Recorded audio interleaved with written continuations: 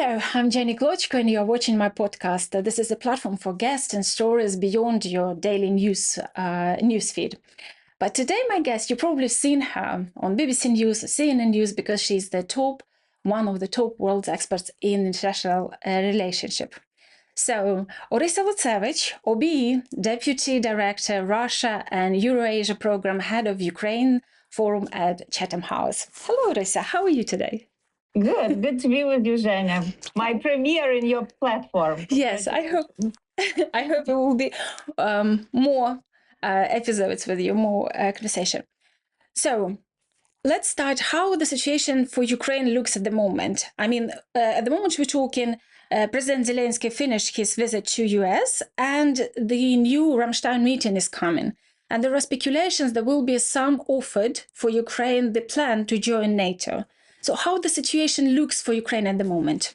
I personally think we're in the critical moment of this war, where it becomes increasingly clear for Ukraine and for its Western supporters that the current approach is not really working. The current approach to support Ukraine as long as it takes, to kind of give it some military assistance, but not enough to actually achieve an advantage on the battlefield, is actually draining resources in Ukraine and is not delivering the outcome Ukraine wants, Ukrainian people want, and even Western allies want. So we are at the time when President Zelensky is arguing we need to change the strategy, and he calls it the victory plan, and that victory plan is basically calling for more military assistance for Ukraine to get an advantage in range, advantage in technology, advantage in scale.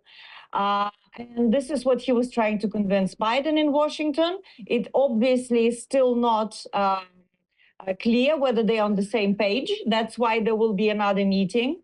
And I think we are at the time when US, that was leading a united front of support for Ukraine, perhaps if there is this change of strategy, would like to make it again as a united front of the coalition in Ramstein that is supporting Ukraine. So we have to watch carefully what kind of communication will come out of that meeting, but also what kind of capabilities in practical terms will appear on the battlefield in Ukraine. What's the role for the British leader?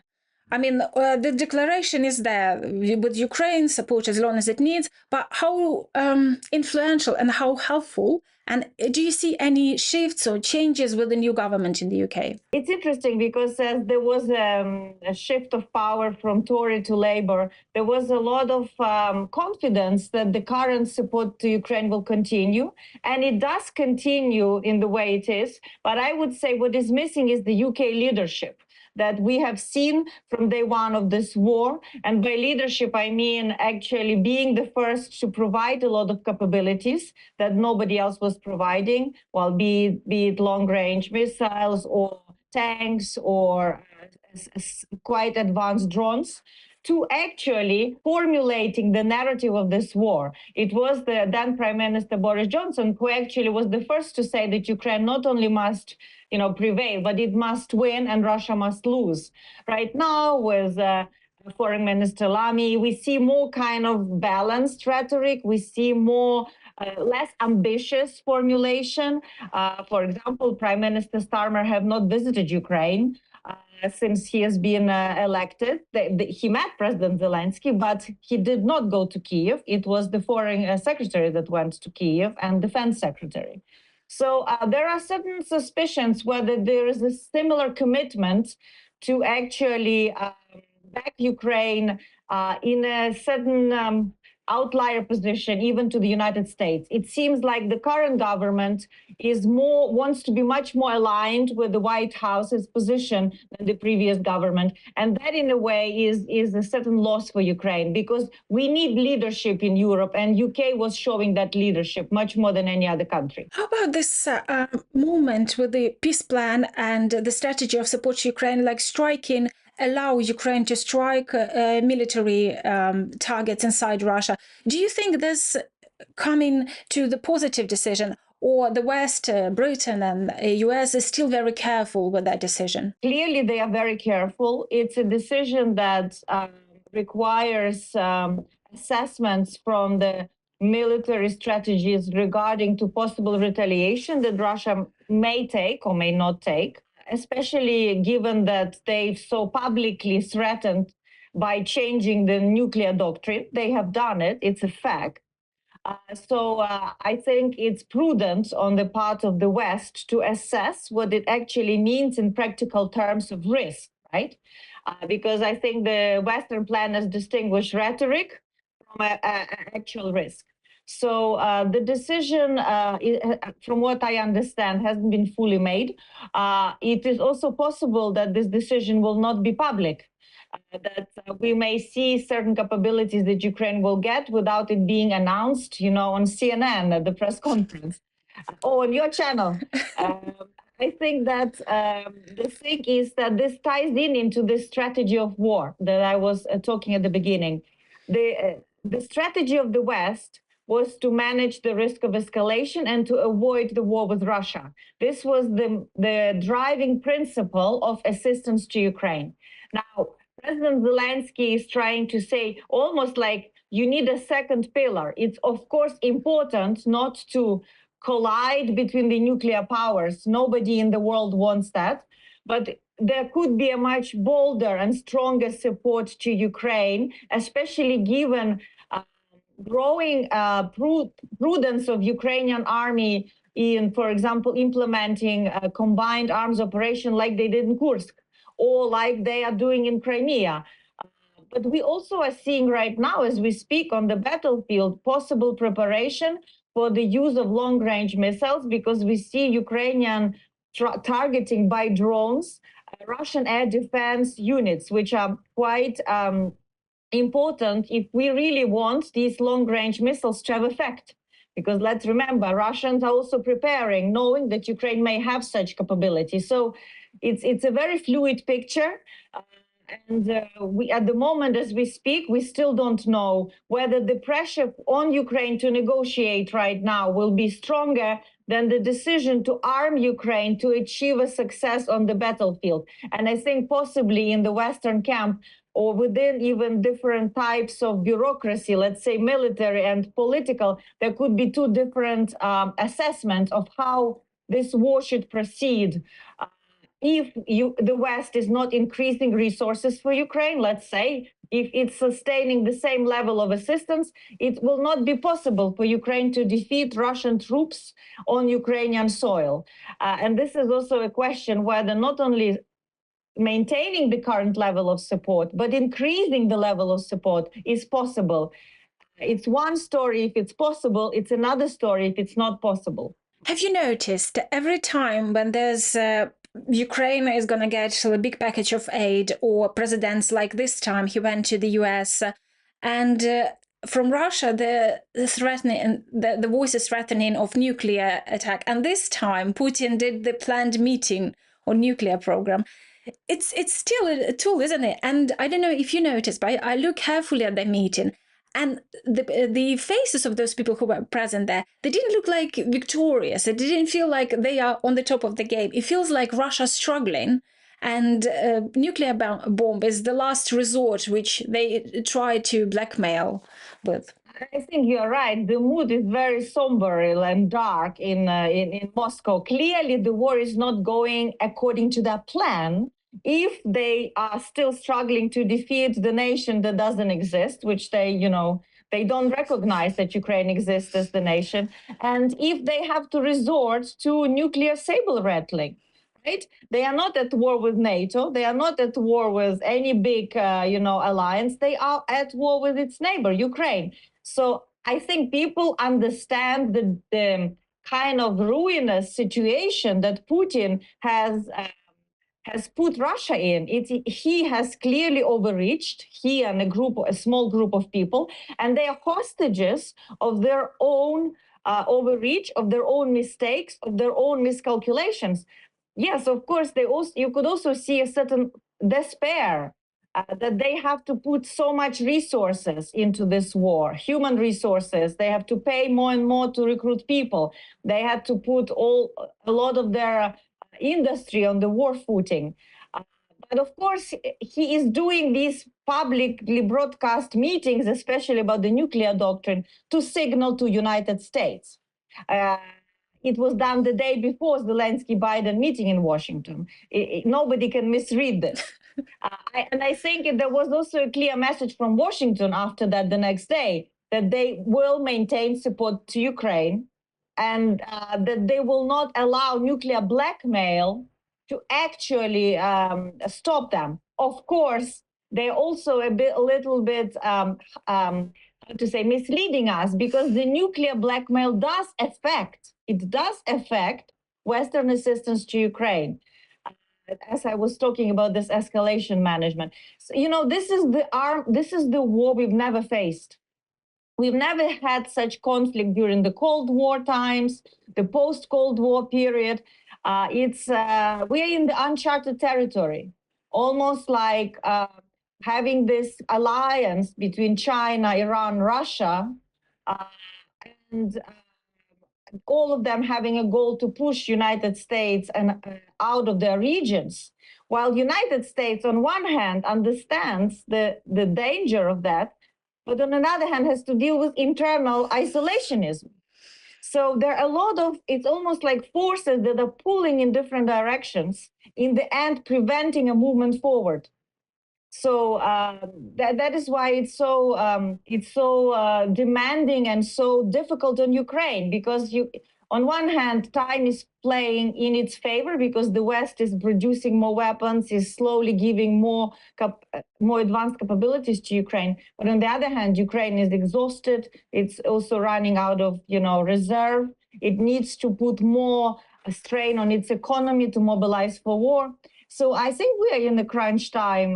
That's the phrase that economists used, for Ukraine. And we need to adapt the strategy because, as I said, what we are doing currently is not working. You mentioned resources. And we all know that the main resource, the money for war for Russia, it's the oil. Why the sanctions don't work? Because when I talk to the lawyers, British lawyers, who actually help to avoid or dispute the sanctions, they say sanction itself, it's only theoretically ground.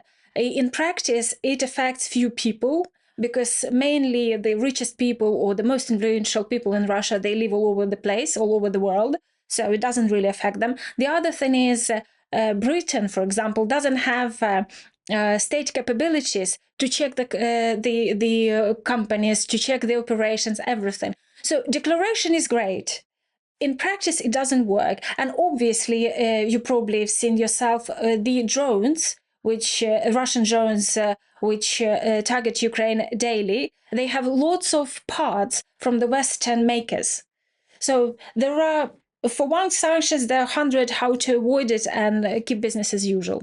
So what's the reason? How do you think? Well, you're right. We have to remember that we are living now in this post globalization world, and that meant that there is a global market of everything, from computer chips to to critical minerals, to luxury cars, to and the structure of global economy with all kinds of multinational companies, offshore accounts, allow in a way to for those actors who need to operate in a shadow, hidden, they can operate. What sanctions do in a broad term, I say, one, they make goods more expensive for those who want to procure them. Two, they make it takes longer to obtain those goods. And three, I think it's in a way it makes these channels of trade very narrow.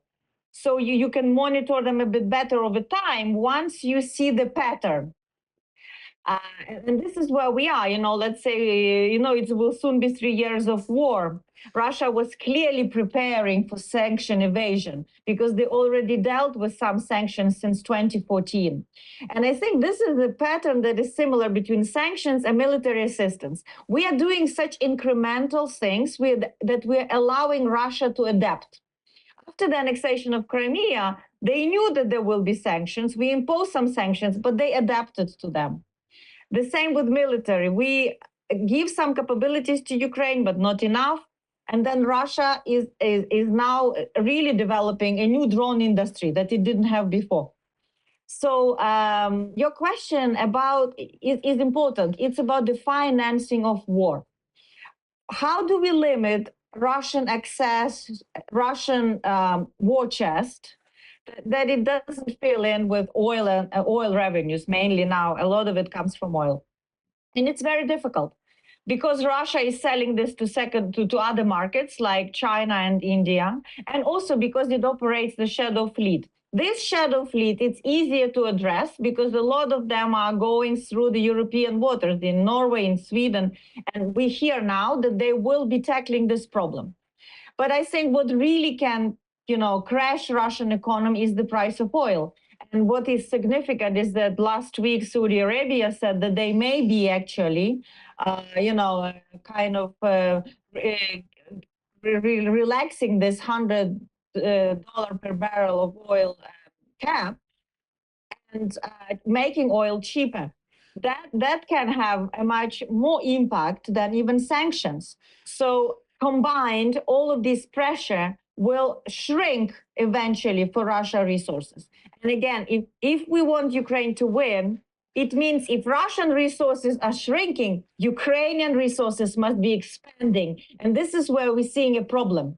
We are not talking enough, how do we expand available resources to Ukraine? And here we come to Russian sovereign assets, where we still right now using just the icing on the cake, so to speak, just the proceeds from these money that are in European banks to finance Ukraine. And this comes to 50 billion a year, which is not enough for Ukraine to really prevail in this war. This is the problem we're talking about. We mentioned already Zelensky peace plan, and we don't know the full plan, so there are some of parts it's opened. But my question is, these discussions in media, these political discussions about the peace plan, about the end of war, does it mean that we're actually approaching new stage of closure of this conflict, or it's some kind of preparation on the political international relations scene needs to be done for the time when it's right, for the situation in the battlefield and everyone prepared to negotiate? So this homework is going to be done. What's your take? It's interesting because it's like you asking me to give a result of the equation with so many unknowns, right? we know it from math. It's pretty much impossible. So we have to interpret what we see based on big events that are happening around the world. Of course, it's US elections, it's the conflict in the Middle East, because all of this will influence the way Ukraine is supported in the next year. And I think that the strategy that Zelensky's team is taking is to have, it's to be in advance, is to anticipate, what may come as a question to them. So if they say, do you have the plan? What's your victory? He says, yes, I have the plan. This is the plan. And they are now working with what is significant this week, where the head of general staff from Ukraine is in Washington working with American military on this plan. Because, war is also mathematics. You need certain capabilities to achieve certain territorial results, gains. War is fought on the territory. It's not an abstract field. So Zelensky's strategy, I think, is smart because he has to be proactive. Otherwise, the narratives will be shaped by others. And Russia, let's not forget, is very skillful in manipulating Western policymakers, Western public opinion. They are working on two narratives: that Ukraine can never win over Russia, and that it's too expensive to finance the war for the West. And these two narratives are totally false. On one hand, yes, Ukraine can win militarily over Russia using conventional weapons. The West is not, compared to other wars, especially United States, is not costing so much. It's less than 10% of US defense budget. It's less than 1% of GDP for most of the countries, right? So this is also they're also working, especially now, on this negotiated settlement, as if they are ready to negotiate. They are creating a trap, I think. And that trap would mean, of course, if there is a possibility of negotiations in the air, then you hesitate to provide military assistance. And it again delays your decision making. So it's a very complicated field. And I think having these conversations shaped by Kiev is very important. The same way as, peace plan that Zelensky was promoting before, it may not necessarily come to life, so to speak, but it's driving and shaping the narrative about this war. And that's why Ukraine, I think, is having quite a smart strategy. You should never leave the space open for your enemies to dictate the narrative. Interesting, you said about narratives and propaganda. And my question is, have you noticed the differences of narratives itself, maybe some shifts, if we compare the beginning of the big invasion and right now we heading towards the third year of war? And the second one, have you noticed, is there change of tools? Because if before there was the same faces, the same phrases, or as you mentioned, like Ukraine will never win the war, but I notice now there's more films, documentaries, and what's happening is like the victimization of the villain, and absolutely not accepting the war crimes committed by those innocent boys on the front line on the Russian side. So have you noticed any shifts with narratives and with tools? You mean in the West? Yeah, for the Western, yeah. Right. Yeah, I think there was, a shock at the beginning of the war inside Russia about Ukraine's resistance and actually Western resolve to impose sanctions that were quite substantial, from SWIFT and to a long list of people, but mainly targeting Russian economy. I don't think they expected this level, and actually freezing Russian sovereign assets. But so they were not spending a lot of time on propaganda and disinformation abroad. But as the war went on, they organized themselves using all these social media farms, companies registered in the United States, to influence markets in those countries, media opinions in key countries, Germany, United States, to the less degree UK. But we have seen in the United States very targeted campaign to influence, to work against Biden in the election, and that included the failed policy, so to speak, around Ukraine. So they are putting the information troops on the ground now more and more, because they understand they cannot achieve their goals militarily in Ukraine. Look, would we ever believe that in 3 years they could not conquer Donbass? This is something even I would say, but of course they should be, that this could be a quite easy goal for them. Kiev, it's difficult. Whole of Ukraine, it's impossible. But we are, as we speak, they still did not occupy all of geographical borders of Donetsk Oblast, and even Luhansk Oblast for the same matter. So they must work on this information field to influence decision makers so that they, in a way, act against their interest. This is what Russia does. They're trying to convince them that it's better to abandon Ukraine. It's better not to spend these billions, and they are doing it systematically through these social media campaigns, through agents that are operating in these countries, through people that they have within the influence or within the systems in Western societies, and all kinds of useful idiots, to be honest, who are still sympathizing with Russia, cannot accept that Russia could be defeated, feel humiliated, and they are spreading false information. I don't know if you did notice it, but I definitely did. Especially with the British supporters or even American, there's a big camp of Ukraine supporters, But there's also the attitude between the lines that war is somewhere there.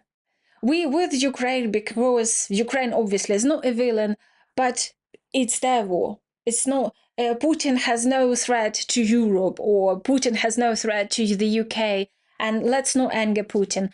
Do you think this attitude changing, and if you noticed it as well here in the West? I think again we should understand in which circles this we are talking about. I think if we're talking about the wider public, yes, they would feel it's somewhere still far away. I mean, they, like you say, they empathize with the pain of Ukrainians. They open their homes here. We do know so many families who took Ukrainians who have nothing to do with Ukraine, right?